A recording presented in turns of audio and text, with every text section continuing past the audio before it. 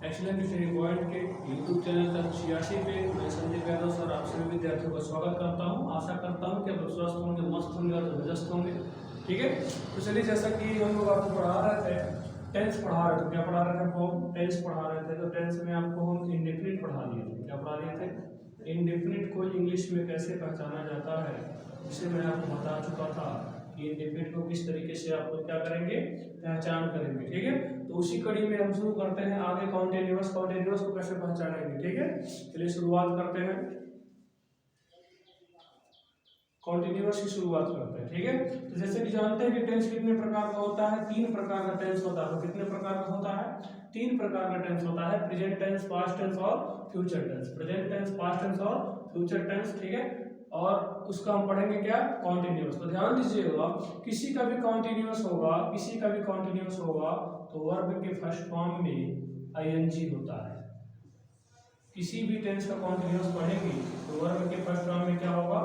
ING होगा। ठीक है, चाहे प्रेजेंट कॉन्टिन्यूअस पढ़िए या पास्ट कॉन्टिन्यूअस पढ़िए या क्या पढ़िए, फ्यूचर कॉन्टिन्यूअस पढ़िए, किसी का भी कॉन्टिन्यूअस पढ़ेंगे तो वर्ब के फर्स्ट फॉर्म में क्या मिलेगा आपको? आईएनजी मिलेगा। ठीक है, तो चलिए देखते हैं, पहले प्रेजेंट कॉन्टिन्यूअस देखते हैं। तो अगर देखेंगे कि वर्ब के फर्स्ट फॉर्म में आईएनजी किसी भी सेंटेंस में दिया है, क्या दिया है? वर्ब के फर्स्ट फॉर्म में आईएनजी किसी भी सेंटेंस में दिया है और उसके जस्ट पहले क्या दे दिया है? इज या एम या आर। क्या दे दिया है? इज या एम या आर। आप लोग जानते हैं कि होता है सब्जेक्ट प्लस इज या एम या आर प्लस वर्ब के फर्स्ट फॉर्म में आईएनजी प्लस ऑब्जेक्ट। होता है कि नहीं होता है?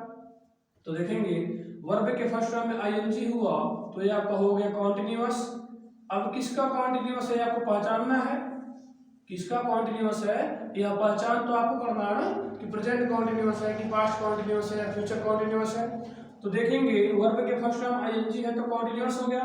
और इज या एम या आर कहाँ होता है? तो इज या एम या आर प्रेजेंट में होता है। कहाँ होता है?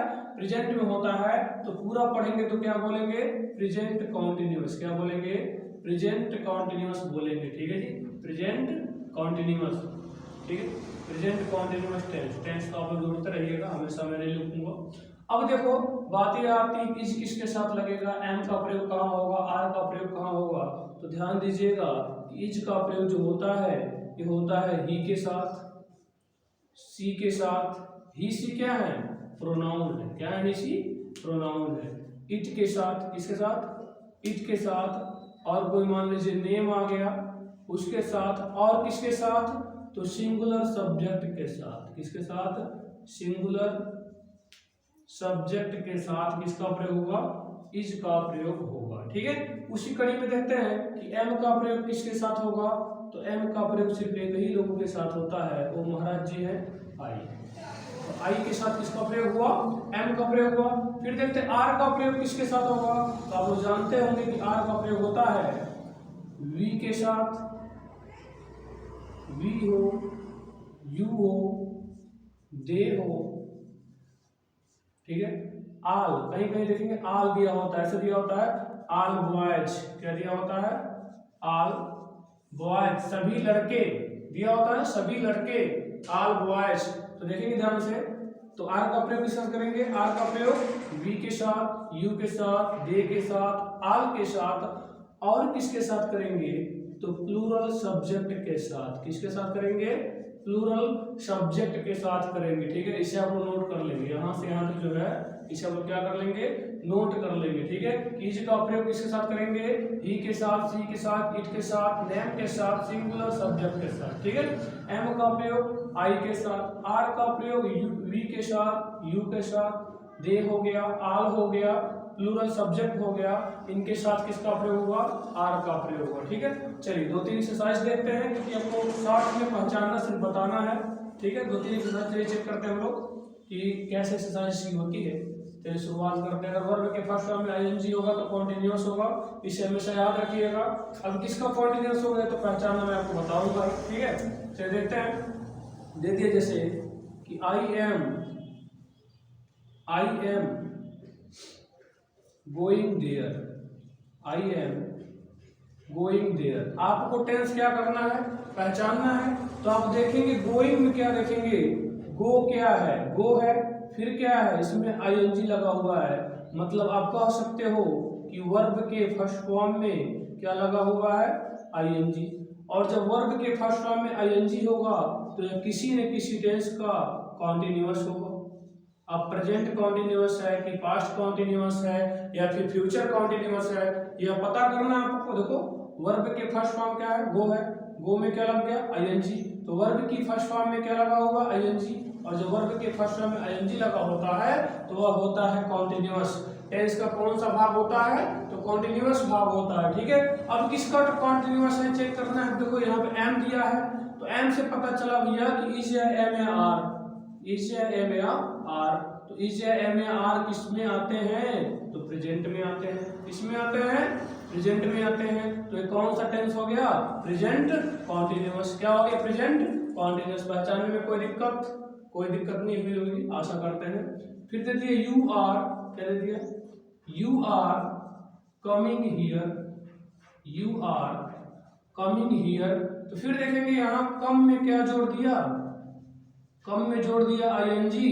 और इसका नियम होता है कि अगर लास्ट में ई हो, वर्ब के लास्ट लेटर क्या हो, वर्ब का लास्ट लेटर ई हो, तो आईएनजी जोड़ते समय ई को हटा के आईएनजी जोड़ते हैं कमिंग। मतलब वर्ब के फर्स्ट फॉर्म में क्या लग गया, आईएनजी, और जब वर्ब के फर्स्ट फॉर्म में आईएनजी होगा तो इसे टेंस का कौन सा भाग बोलेंगे जी, तो इसे बोलेंगे कॉन्टिन्यूअस। क्या बोलेंगे आप, कॉन्टिन्यूअस। और इस या एम या आर किसमें होता है जी, प्रेजेंट में होता है, किसमें होता है वो, तो ये प्रेजेंट में होता है, ठीक है। तो प्रेजेंट हो गया, और वर्ब के फर्स्ट फॉर्म आईएनजी को कौन सा भाग बोलते हैं, कॉन्टिन्यूअस बोलते हैं। तो पूरा क्या बोलेंगे, तो पूरा बोलेंगे प्रेजेंट कॉन्टिन्यूअस। अगर इसका नेगेटिव दिया होगा तो इस एम आर जो ऑक्सिलरी वर्ब है इसी के बाद नॉट जोड़ देता है, you are not coming here, तो नॉट लग गया तो नेगेटिव हो गया, ठीक है।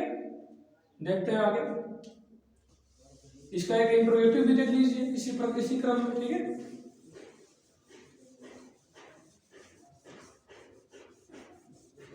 इंट्रोगेटिव इसका देख लीजिए। इंट्रोगेटिव में क्या होता है, किसी भी टेंस का इंट्रोगेटिव होगा ना तो ऑक्सिलरी वर्ब आगे हो जाता है। कहाँ हो जाता है, ऑक्सिलरी वर्ब आगे हो जाता है, ठीक है। तो देखते हैं, देखो किसी का भी होगा, जैसे मान लीजिए आर यू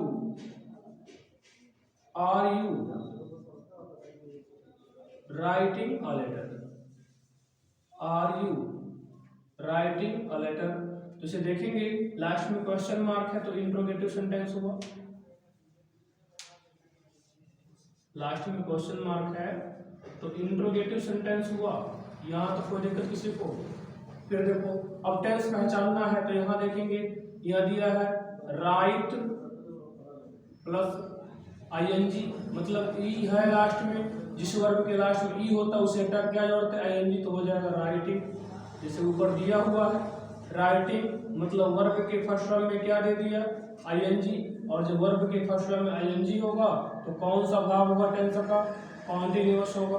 कौन सा होगा, कॉन्टिन्यूअस होगा।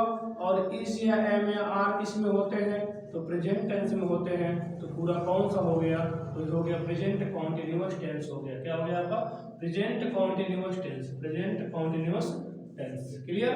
अब देखेंगे जी इंट्रोगेटिव है, तो इंट्रोगेटिव जब होगा ये कौन सा इंट्रोगेटिव है, तो देखेंगे जब इस या आर, मतलब जब ऑक्सिलरी वर्ब, कौन सा वर्ब, ऑक्सिलरी वर्ब सब्जेक्ट से पहले आ जाता है तो वह जब भी इंट्रोगेटिव होगा तो वह होगा यस या नो, एस या नो, आंसर टाइप क्वेश्चंस। कौन सा होगा, यस या नो, आंसर टाइप क्वेश्चंस। अगर ये मान लीजिए इसके आगे ऐसे दे देता, इसके आगे ऐसे देता कि वाई आर यू, क्या रहता, why are you writing a letter, तब भी इंट्रोगेटिव होता। तो कौन सा इंट्रोगेटिव होता, देखेंगे कहाँ से स्टार्ट है, डब्ल्यू एस से। वाई किससे स्टार्ट, डब्ल्यू एस से, तो इसे बोलते हैं W S type, W S type interrogative, W S type interrogative sentence. Clear. चलो जी अब देखते हैं पास्ट, क्या देखते हैं, पास्ट देखते हैं हम लोग, ठीक है, क्योंकि प्रेजेंट तो समझ